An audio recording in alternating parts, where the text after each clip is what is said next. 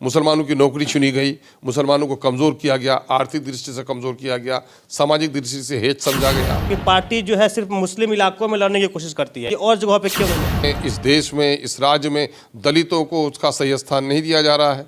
अक़लियतों के साथ, बिलख़ुसूस मुस्लिम अक़लियतों के साथ सौतेलापन का सलूक किया जा रहा है। अल्पसंख्यक मुसलमानों के साथ और दलितों के साथ जो भेदभाव ये लोग कर रहे हैं, वो उसकी पूरी रिपोर्ट सामने में आ गई है। लोकसभा की तैयारी पूरे जोर शोर से है। फिलहाल मेरी मौजूदगी MIM के ऑफिस यानी राजधानी पटना में है और मेरे साथ जो शख्सियत मौजूद है किसी परिचय के मोहताज नहीं है। जी हाँ, ये बिहार के प्रदेश अध्यक्ष अख्तरुल ईमान साहब है। आइए इनसे बात करते हैं और आपको बताने का प्रयास करते हैं कि लोकसभा चुनाव की इन लोगों ने तैयारी किस प्रकार से कर रहे हैं और लोकसभा चुनाव का मुद्दा इन लोगों का क्या कुछ रहने वाला है। सबसे पहले सर आपका बहुत बहुत स्वागत है। चलिए, बहुत बहुत धन्यवाद साहब आपका। ये पार्टी जो है सिर्फ मुस्लिम इलाकों में लड़ने की कोशिश करती है और ज़्यादातर सीमांचल की बात की जाती है और जगहों पे क्यों नहीं लड़ती है सर? आप बेचारे से लोग बेखबर हैं, जिनको खबर नहीं रहती। अब पिछले दिनों में पार्टी हमारी गया में लड़ी, तो गया सीमांचल है क्या? पार्टी आपके क्षेत्र में भी लड़ी है, पार्टी मधुबनी में भी इलेक्शन लड़ी है और पार्टी हमारी चूँकि पिछले दिनों में गठबंधन थी, भागलपुर में लड़ी है। तो जाहिर है हमारी पार्टी अभी नौमौलूद है गोया। दूसरी बात के संसाधनों की भी हमारे पास कमी है और लोग जगे हुए हैं और हम सोए हुए नहीं बल्कि नशे में पड़े हुए अपनी कौम को, दलितों को, शोषितों को, पीड़ितों को जगा रहे हैं, जिनको सरकारों ने अब तक जगने नहीं दिया, जिनको सरकारों ने पढ़ने नहीं दिया, राजनीतिक जागरूकता जिनके बस्ती में आई नहीं है, उनको हम जगाने के लिए चले हैं। तो जाहिर है हमको कुछ देर होगी, लेकिन अंधेर नहीं है। मेरा काम तेज़ी से, मजबूती से और बुनियादी तौर पर तमाम तर उन मुद्दों को लेकर जो कमज़ोर समाज की बुनियादें हैं उनको लेकर आगे बढ़ रही है। कि क्या आप लोग वास्तव में सिर्फ मुस्लिम इलाकों को छोड़कर और इलाकों में चुनाव लड़ने वाले हैं? हमारे लोगों को खबर नहीं, इस तरह की बातें मीडिया के बंधु अक्सर उठाया करते हैं। जब लालू जी जाकर मधेपुरा में लड़ते हैं, नीतीश कुमार जी जाकर बाढ़ में और नालंदा में लड़ते हैं, उन्हें ये नहीं पूछते कि कुर्मी सिर्फ इधर ही क्यों लड़ते, यादव सिर्फ क्यों इधर ही लड़ते। अरे वे हर पार्टी कहीं ना कहीं से अपना काम शुरू करती है। जिस क्षेत्र में जहाँ ज़्यादा अंधेरा है वहाँ हमने चिराग जलाया है, वहाँ के लोगों ने स्वीकार किया है। हमने और जगह भी इलेक्शन में कैंडिडेट खड़े किए थे, वहाँ लोग नहीं जीत सके, सीमांचल में जीते हैं। सीमांचल में कुछ ज़्यादा जन समर्थन मिला है, तो जाहिर है कि पार्टी का एक बेस है। लेकिन हम दूसरी जगहों पे भी काम कर रहे हैं।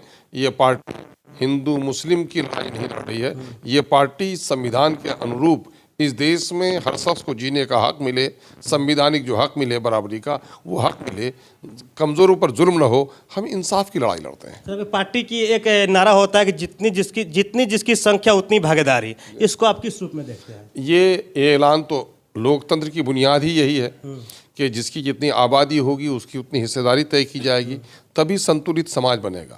लेकिन अभी हम लोग ये बात कहते रहे कि दलितों और मुसलमानों की हकमारी करते रहे हैं, तो लोग हम लोगों की बातों पर यकीन नहीं कर रहे थे।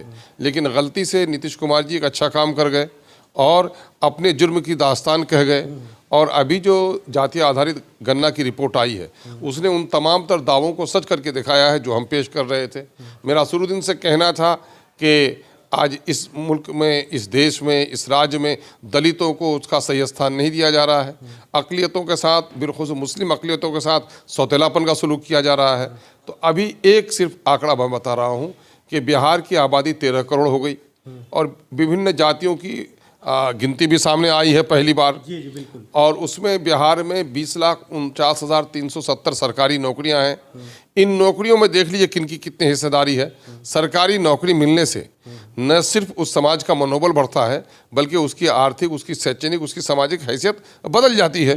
एक लड़के को अभी BPSC का टीचर बना है, अब उसकी शादी अच्छी फैमिली में हो जाएगी, उनकी आने वाली नस्लें अच्छी पढ़ेंगी, सोसाइटी में इज्जत मिल जाती है। सरकारी चाकरी, चूँकि हमारे यहाँ कल कारखाना नहीं है, तो सरकारी चाकरी ही सम्मान का एक बड़ा स्थान है और उसको आर्थिक स्थिति मजबूत करने का भी जरिया है।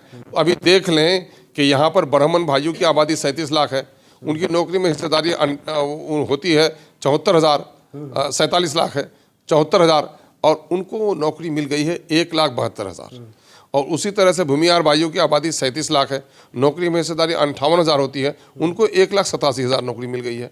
2 गुना, 2.5 गुना, 3 गुना नौकरी मिली है। कायस्थ भाइयों की आबादी 7 से 8 लाख के दरमियान में है, 12,000 की जगह पर उनको 52,000 की नौकरी मिली है।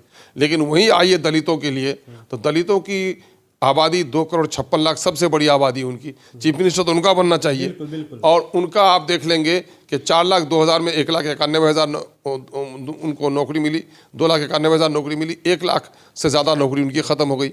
मुसलमानों की आबादी है 2,31,00,000, 18% मुसलमान है, जिनकी नौकरियों में हिस्सेदारी 3,68,000 होती है। 1,73,000 नौकरी मिली, 1,95,000 नौकरी उनकी खत्म हो गई। तो क्या जिसकी जितनी आबादी उसकी भागीदारी हुई? ये लोग जो कह रहे हैं कि तुष्टीकरण की राजनीति कर रहे हैं मुसलमानों के साथ, कुछ बेईमान लोग जो कह रहे हैं, क्या मुसलमानों का तुष्टीकरण हुआ? मुसलमानों की नौकरी छीनी गई, मुसलमानों को कमज़ोर किया गया, आर्थिक दृष्टि से कमज़ोर किया गया, सामाजिक दृष्टि से हेच समझा गया, तो शैक्षणिक तौर पर इनको पढ़ने का अवसर नहीं दिया गया। तो कहीं ना कहीं से अक़लियतों के साथ और दलितों के साथ, अल्पसंख्यक मुसलमानों के साथ और दलितों के साथ जो भेदभाव ये लोग कर रहे हैं, वो उसकी पूरी रिपोर्ट सामने में आ गई है।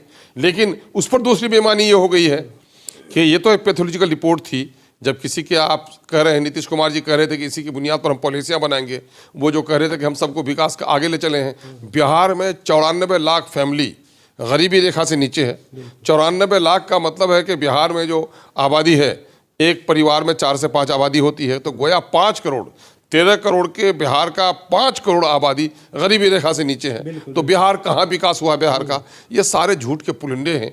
हम लोग यही बुनियादी बातें, और इन पर बात करने की हिम्मत न राजद के लोगों को है, न जदयू के लोगों को है, न भाजपा को है, न कांग्रेस को है। क्योंकि ये सारी नौकरियां गुज़िश्ता 30 से 35 साल के दरमियान में मिली हैं, और इन नौकरियों में जो ये जुल्म और नाइंसाफ़ी हुई है, इसका भंडाफोड़ अगर कोई कर रहा है तो ये MIM कर रहा है। और यही राजनीति है, अपने लोगों को जगाना, सही आंकड़े उनको देना और अपने अधिकार के लिए उनको लड़ने के लिए तैयार करना। ये काम मजबूती से कर रहे हैं हम लोग।